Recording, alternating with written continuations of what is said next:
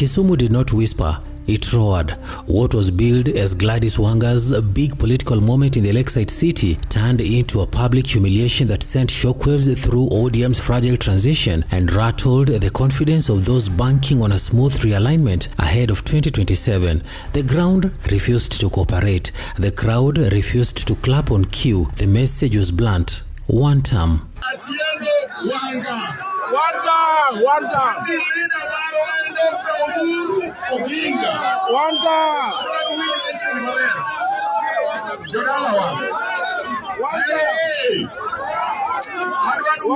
This was supposed to be a reset after the lukewarm reception in Mombasa. Instead, Kisumu amplified the resistance. Chants of one term and Ruto must go swallowed the rally before it could find rhythm. The political script collapsed in broad daylight.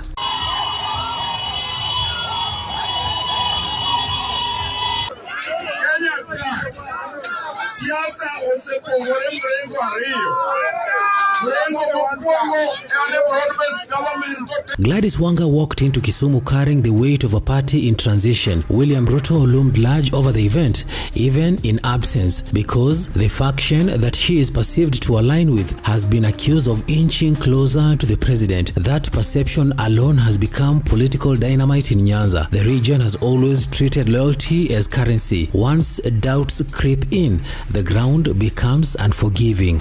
Yeah. Babo wino giiniria the chama nango.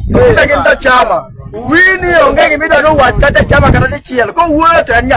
chants were not random, they were deliberate. One term was not just a slogan aimed at the presidency. It was a signal flare from a restless base that feels its voice is being diluted in internal boardroom negotiations. Ruto must go was not just opposition theater. It was a reminder that the emotional wounds of the last election cycle have not healed. Kisumu was not in the mood for political experiments.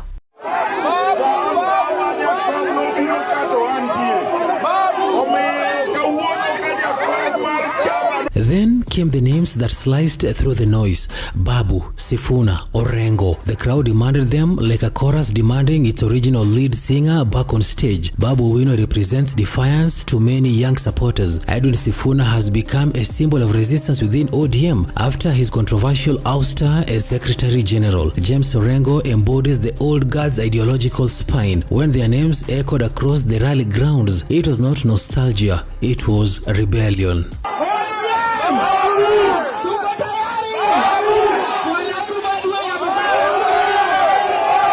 The Orange Democratic Movement is not just undergoing a transition, it is undergoing a test. The removal of Sifuna triggered more than a leadership change. It exposed cracks that had long been plastered over by electoral urgency. The base is now asking an uncomfortable question. Who speaks for the party?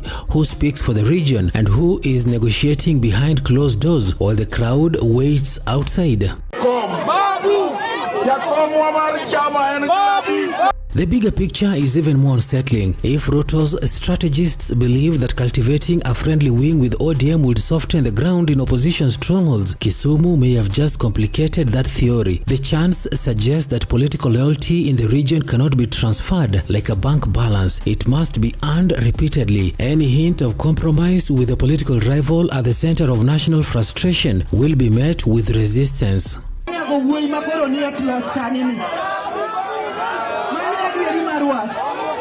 What happened in Kisumu also exposed a generational undercurrent. Younger supporters are impatient. They want fire, not handshake politics. They want leaders who confront power, not negotiate proximity to it. This is why the names Babu and Sifuna carry weight beyond titles. They symbolize a combative stance. They project clarity in a season that feels murky.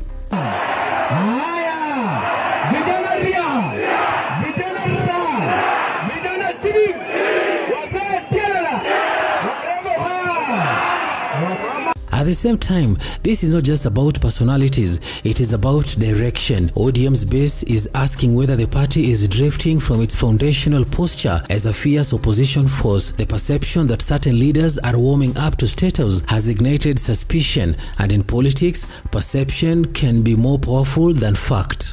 Wanga now faces a defining moment. Does she double down and try to consolidate her wing, or does she recalibrate and listen more closely to the ground? Because the ground has spoken loudly. Ignoring that voice could deepen the internal fractures and embolden rival factions within the party.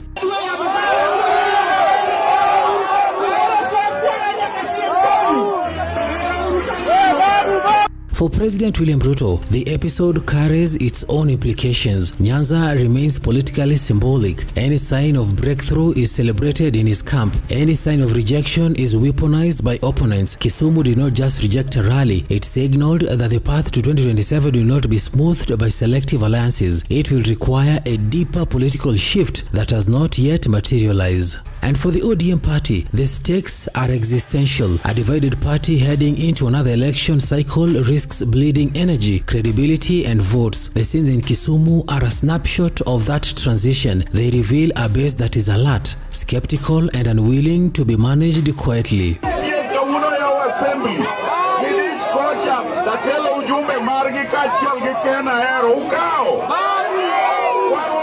Politics is about momentum. Right now, the momentum in parts of Nyanza appear to favor voices seen as uncompromising. The crowd's demand for reinstatement of Sifuna and elevation of Babu was not administrative housekeeping. It was a call to reclaim what they see as the party's fighting spirit.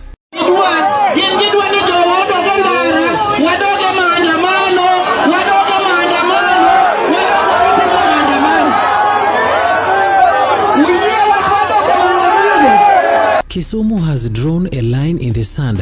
The question now is whether party leaders will step over it, erase it, or respect it. One thing is certain, the road to 2027 just became more unpredictable, and anyone who thought the ground was secure may need to rethink their calculations. Wanga. Oburu Odinga. Wanga. Hey!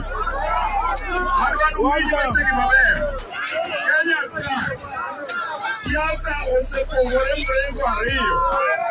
Mrengo mokwongo en broad-based government kotelne gi William Samoei Ruto Oburu Odinga. Mrengo mar ariyo chai mumadho kendo mar Gachagua. Uduoko.